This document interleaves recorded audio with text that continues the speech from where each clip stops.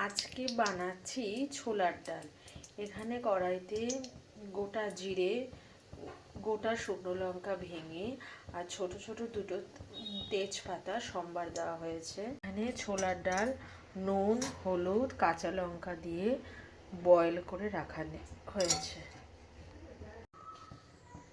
এর মধ্যে আমি 3 চামচ মতন নুন দিয়ে দিলাম আর এতটা মতন হলুদ দিলাম। হলুদ কম দিতে হয়। এখানে এভারেস্টের হিং 1 চুটকি দেব।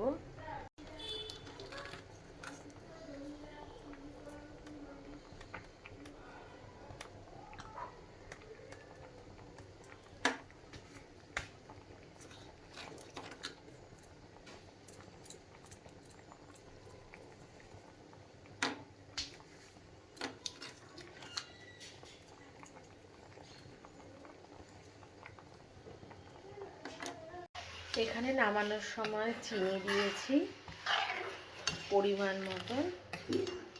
এখন পুরো ছোলার ডাল কমপ্লিট।